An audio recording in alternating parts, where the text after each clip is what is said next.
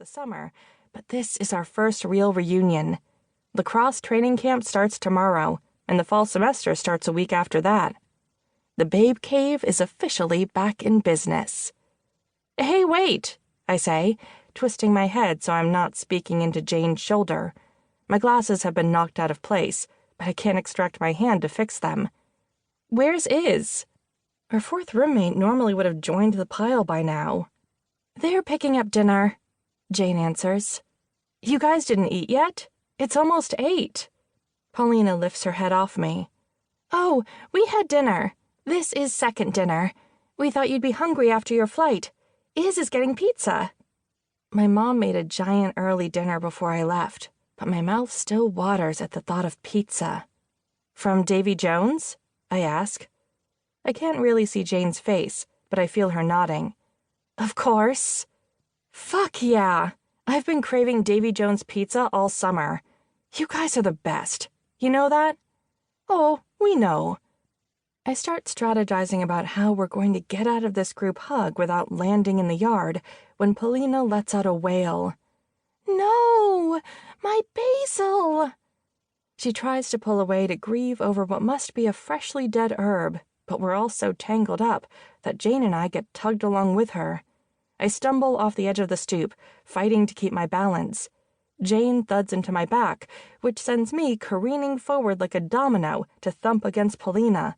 She sprawls forward and catches herself against the edge of the house before dropping to her knees to grab one of the plant pots and hoist it in the air. "Why, cruel world?" she shouts, loud enough for her voice to echo in the street. I turn to Jane after we've both righted ourselves from nearly falling on our faces. We have an entire silent conversation as we both bite our lips to keep from laughing at Paulina.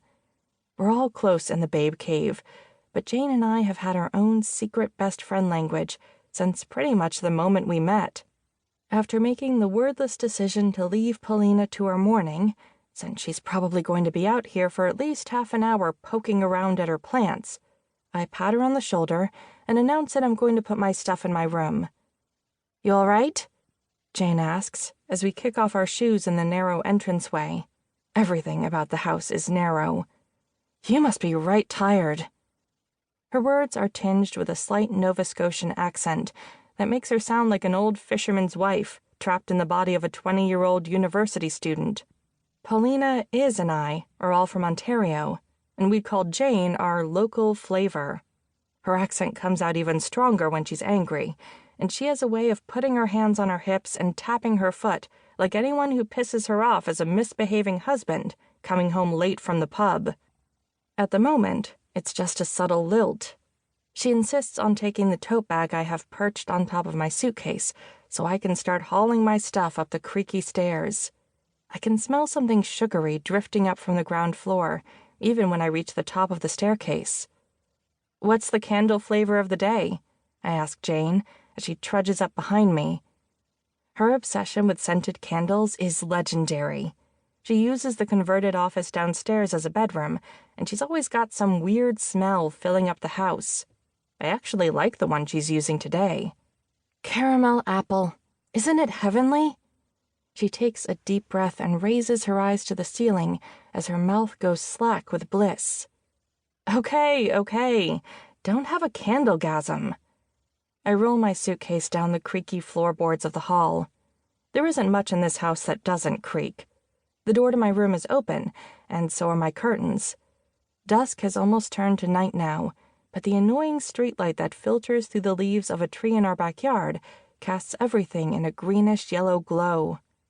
My bed is stripped, and the top of my desk is clearer than it's ever been during a semester.